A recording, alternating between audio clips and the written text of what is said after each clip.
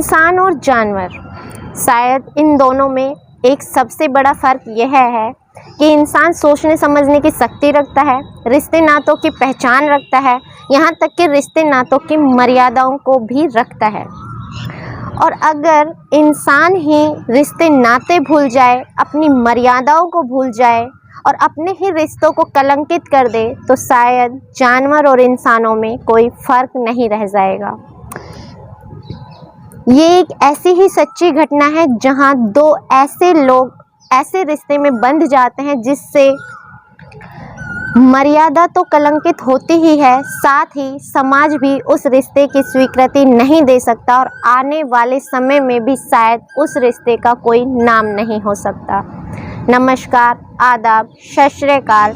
मैं ज्योति गौड़ और आज की जो सच्ची घटना मैं आपको बताने जा रही हूँ, ये सच्ची घटना है उत्तर प्रदेश का एक ज़िला लगता है बिजनौर, और बिजनौर का ही एक रेहड़ इलाका है। उसी के पास में एक गांव है। उस गांव में एक रिपोर्ट दर्ज कराई जाती है। रिपोर्ट दर्ज कराने पर जो 21 दिसंबर 2017 को एक रिपोर्ट दर्ज होती है कि हमारी बेटी शाम से गायब है, अब तक घर नहीं आई, पता कर दीजिए। जब वो एफआईआर लिखी जाती है तो लड़की का नाम, पता सब लिख लिया जाता है और तहकीकात शुरू हो जाती है। जैसा कि एक गांव का मामला था तो गांव के लोग भी एकजुट होकर उसे तलाशना शुरू कर देते हैं। गांव वाले अपने स्तर पर जांच कर रहे थे, तलाश रहे थे, पुलिस अपने स्तर पर जांच कर रही थी, सब अपने अपने तरीके से उसको ढूंढने में लग जाते हैं। 24 घंटे से ज़्यादा थोड़ा समय होता है। 24 घंटे के बाद पुलिस का फ़ोन आता है घर वालों के पास कि जिम नेशनल कारपेट पार्क का से लगी हुई एक सीमा है, वहाँ पर एक लाश मिली है, आकर शिनाख्त कर लो। जाकर देखा जाता है तो उन्हीं की बेटी की लाश होती है। नाम होता है नमिता कौर। अब लड़की को पोस्टमार्टम के लिए भेज दिया जाता है। पोस्टमार्टम में जो खुलासा होता है वो वाकई में चौंकाने वाला होता है। जो लड़की होती है उसने कोई जहरीला पदार्थ खाया था, साथ ही उसका गला दबाया गया था जिससे उसका दम घुट गया। ये तो थी उसकी मौत की पुष्टि। साथ ही साथ पता चलता है कि वो जो लड़की है वो 4.5 माह की गर्भवती है, 4.5 माह की प्रेग्नेंट है। अब लोगों के होश गुम हो जाते हैं कि जो नमिता कौर है उसका तो अभी तक विवाह ही नहीं हुआ, वो अविवाहित है, कुंवारी है, और उसके पेट में 4.5 माह का अगर बच्चा पल रहा है तो आखिर ये बच्चा किसका था। अब ये जो न्यूज़ थी वो अखबारों के माध्यम से लोगों तक पहुंचती है, लोग वीडियो बना लेते हैं, सोशल मीडिया पे अपलोड हो जाती है। ये वीडियो जगह जगह जैसे ही सर्कुलेट होने लगती है, जो अखबारों की सुर्खियां होती हैं, उसके साथ साथ लोगों में भी एक बात आती है। गांव वाले भी आखिर जानना चाहते थे कि आखिर वो बच्चा था किसका, आखिर ऐसी घिनौनी हरकत उस बच्चे के साथ करी किसने, और करी तो हत्या करी किसने। अब पुलिस अपने तरफ से तहकीकात करना शुरू कर देती है। उसके मामले में 20 से ज़्यादा लोगों को हिरासत में लिया जाता है, उनसे अपने तरीके से तफ्तीश की जाती है, पूछताछ की जाती है, लेकिन कोई भी सुराग नहीं मिल पा रहा था। ऐसे ही 1 से 2 से 3 दिन बीतने लगते हैं। तभी एक बच्चा जिसकी उम्र महज रही होगी 9 से 10 साल, वो पुलिस थाने पहुंचता है और वो कहता है कि सर, आप जिसे तलाशने की कोशिश कर रहे हैं वो आपको कहीं बाहर नहीं मिलेगा, वो तो मेरे घर में ही है। अब जो बच्चा होता है, पुलिस वाले होते हैं, छोटे बच्चे की बात को ज़्यादा सीरियस नहीं लेते।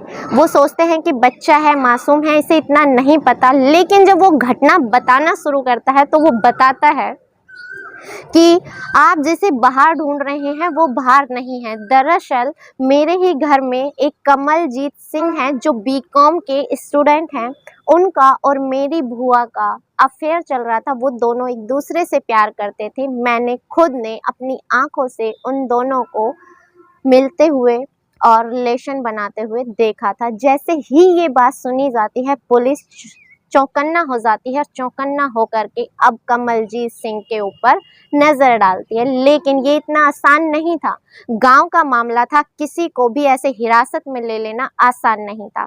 और जैसा कि वो जो लड़का था वो उस घर का बेटा था, यानी जो मरी थी वो उस लड़के की बुआ लगती थी और जो कमलजीत सिंह थे वो उसका भतीजा लगता था। अब भतीजे पर हाथ डालना इतना आसान नहीं था।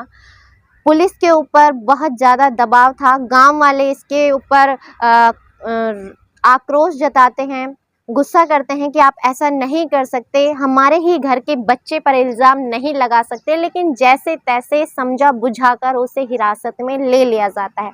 अब उससे पूछताछ की जाती है तब वो कुछ भी नहीं उगलता, लेकिन आखिर में जब कड़ाई से पूछताछ की जाती है तो वो सच उगल देता है। वो बताता है कि सर, गांव की ही एक लड़की को मैं बहुत पसंद करता था। इस मामले में मैं अपनी बुआ से सारी बातें शेयर करता था। मैं बुआ से चाहता था कि मेरी उससे दोस्ती करा दे ताकि मैं उससे मिल सकूं, उसका कहीं से फ़ोन नंबर ला दे, कैसे भी करके उससे मेरी फ्रेंडशिप हो जाए, मैं उससे दोस्ती कर लूं क्योंकि मैं उसे बहुत पसंद करता हूं। ये सारी बातें करते करते पता नहीं कब मैं और बुआ ही एक दूसरे के करीब आ गए और मैं अपनी बुआ से ही प्यार करने लग गया और मेरी बुआ भी मुझे बेइंतहा प्यार करने लग गई। अब हम दोनों के बीच प्यार का सिलसिला चल पड़ा और ये प्यार कब हमारे शारीरिक संबंधों में बदल गया हमें भी नहीं पता चला। जैसा कि हम रिश्ते में बुआ भतीजे थे, किसी को शक भी नहीं होता था, आराम से बैठे रहते थे, बातचीत करते थे, साथ लेटते थे, बैठते थे, खाते थे, पीते थे, क्योंकि एक सहज सा रिश्ता था जिसके ऊपर कभी कोई शक नहीं करता। घर परिवार वालों को इसमें कोई आपत्ति नहीं थी, उन्होंने कभी इस रिश्ते को गलत नज़रिए से नहीं देखा। ऐसे ही हमारा रिश्ता चलता रहा। लेकिन एक दिन अचानक से जो नमिता है उसने मुझसे कहा कि मेरे पीरियड मिस हो गए हैं और मुझे लगता है कि मैं प्रेग्नेंट हूँ। वो जांच करती है तो उसे सच में पता चलता है कि वो 4.5 माह की प्रेग्नेंट हो चुकी है। अब जो लड़की होती है वो कमलजीत से कहती है कि मैं तुम्हारे बच्चे की माँ बनने वाली हूँ और मैं चाहती हूँ कि तुम मुझसे शादी कर लो। कमलजीत कहता है हमारे रिश्ते कोई समाज कभी नहीं अपनाएगा, हम दोनों का रिश्ता ही ऐसा है जिसे कोई अपना ही नहीं सकता। तुम ऐसा करो कि तुम अपना गर्भपात करवा लो। लेकिन जो लड़की होती है वो जिद पर अड़ जाती है कि ये मेरे प्यार की निशानी है, मैं इसे नहीं मारूंगी, मैं अपने बच्चे को जन्म देकर ही रहूंगी, इसके लिए तुम्हें मुझसे शादी करनी ही पड़ेगी। वो जिद कर लेती है। तो आखिर में जो कमलजीत होता है वो कहता है कि जब समाज हमारे रिश्ते को स्वीकार ही नहीं करेगा, हम दोनों एक दूसरे से इतना प्यार करते हैं, तो ऐसा करते हैं क्यों ना हम दोनों एक दूसरे के लिए अपनी जान दे दें। हमारा प्यार हमेशा हमेशा के लिए अमर हो जाएगा। तो लड़की राज़ी हो जाती है। वो उसे जिम नेशनल कारपेट पार्क के पास ले जाता है और एक जहरीला पदार्थ अपने साथ लेकर जाता है और बोलता है कि इसे पहले मैं खाता हूँ और मैं खाकर अपनी जान दे देता हूँ, उसके बाद इसे तुम खाना। लेकिन दोनों में जिद बहस होने लगती है, वो कहती है पहले मैं, वो कहती है पहले मैं। अब इस पर टॉस किया जाता है और लड़की आखिर में जीत जाती है। और जो कमलजीत सिंह होते हैं वो सिर्फ एक नाटक कर रहे होते थे। वो चाहता था कि ये जहर नमिता ही खाए, क्योंकि उसने पहले ही एक प्लान बनाया हुआ था जिसमें वो चाहता था कि नमिता ही रास्ते से हट जाए। आखिर में नमिता उस जहरीले पदार्थ को खा लेती है। अब लड़की का दम घुटने लगता है। जब उसका दम घुटता है तो वो चीखने चिल्लाने लगती है। तो जो कमलजीत होता है उसके मुंह में कपड़ा ठूंस देता है। कपड़ा ठूंसने के बाद उसका गला दबा देता है और उसकी मौत वहीं पर हो जाती है।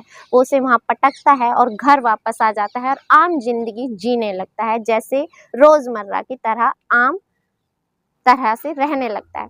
अब जैसे ही लड़की शाम तक वापस नहीं आती है तो लोगों में घबराहट हो जाती है, घर वाले ढूंढने लगते हैं, अपनी तरीके से तलाश करते हैं और जब उन्हें कहीं पर भी वो नहीं मिलती है तब उसकी पुलिस में एफआईआर दर्ज कराई जाती है। और एफआईआर दर्ज कराने के 24 घंटे बाद जब ये सच्चाई सामने आती है तो लोगों के होश गुम हो जाते हैं।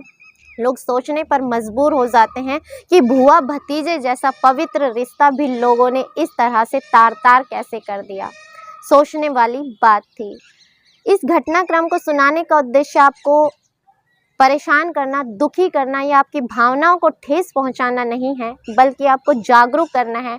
मैं एक तरह से बोलना चाहूँगी, आज की जो युवा पीढ़ी है, जो लड़कियां हैं, उन्हें सतर्क होना चाहिए, समझना चाहिए, अपने रिश्तों की मान मर्यादाओं को भी समझना चाहिए। कम से कम कुछ ऐसा ना करें कि जिन रिश्तों का हम उल्लंघन कर रहे हैं, कल को वही रिश्ते हमारे लिए घातक सिद्ध हो जाएं। साथ ही साथ आज के जो माता पिता हैं, उन्हें भी अपनी बच्चियों को शुरू से ही अच्छा और बुरा समझाकर चलना चाहिए। शायद हो सकता है कोई होने वाली अनहोनी इस बात से टल जाए। इसके साथ इजाज़त चाहूँगी। मिलते हैं अगली किसी सच्ची घटना के साथ। तब तक के लिए जय हिंद, जय भारत।